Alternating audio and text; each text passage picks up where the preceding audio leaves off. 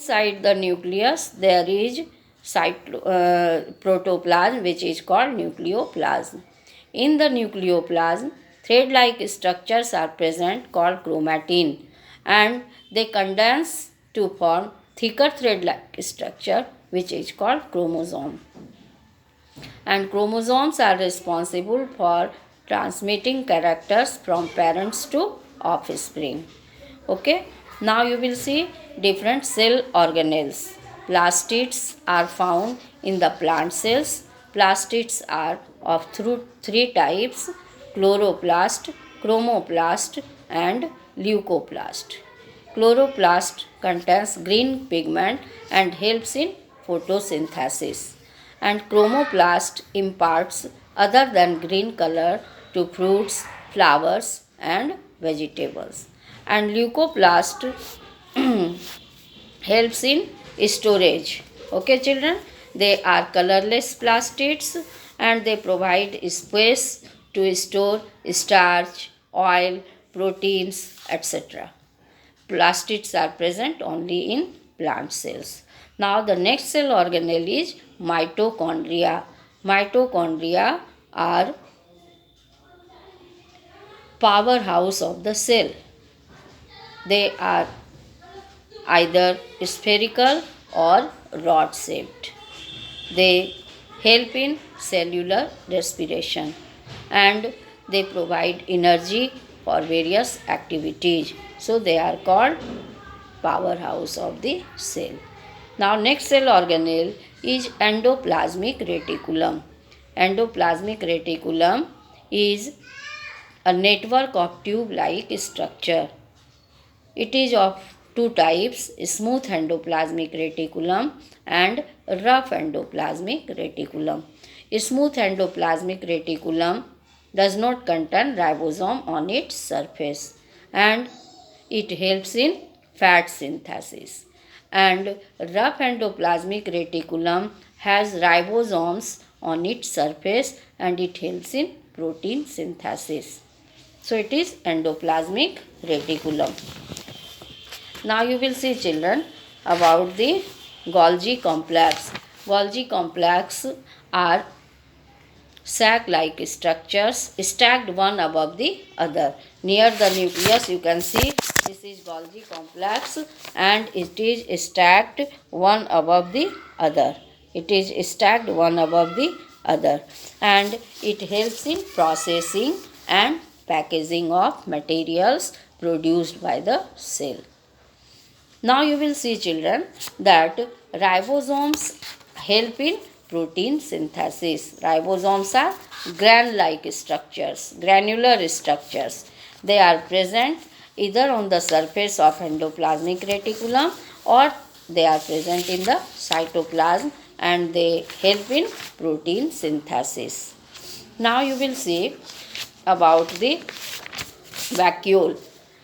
Vacuoles are empty spaces which store water and waste material, and these vacuoles are larger in plant cell and in animal cell they are smaller.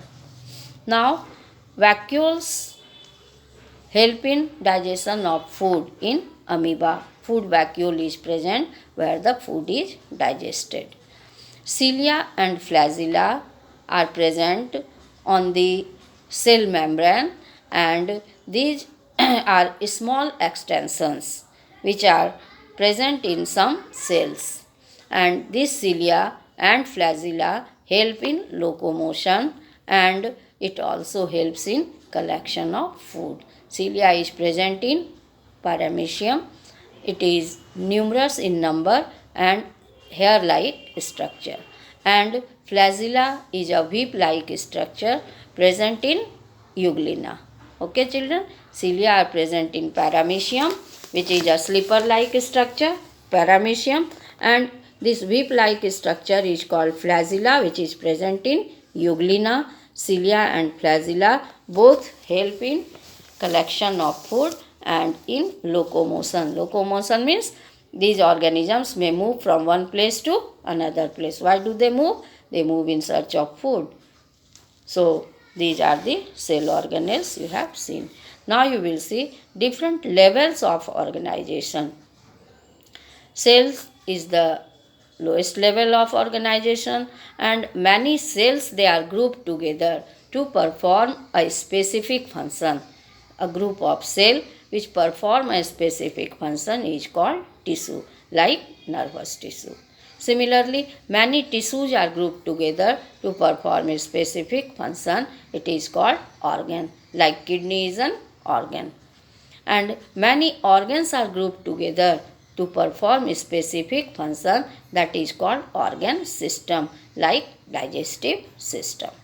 And when many organ systems are grouped together, they form an organism.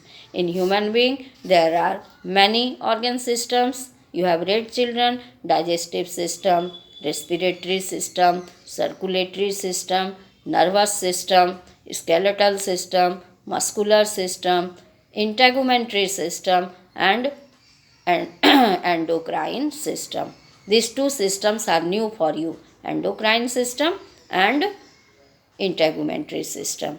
You will read about these systems in detail in next chapter, endocrine system. Okay. Now you should know about this difference between plant cell and animal cell. You have read much about the cell, so you can also understand, children, that plant cells are rigid due to presence of cell wall, whereas animal cells are flexible because cell wall is not present. Next point, you have seen centrosome is present in animal cell, and in plant cell centrosome is absent. What is function of centrosome? It helps in cell division. Okay, children. Now you will see next difference is plastids are present only in plant cells, whereas plastids are absent in animal cell. So you can distinguish between plant cell and animal cell. Okay, children. Thank you, children.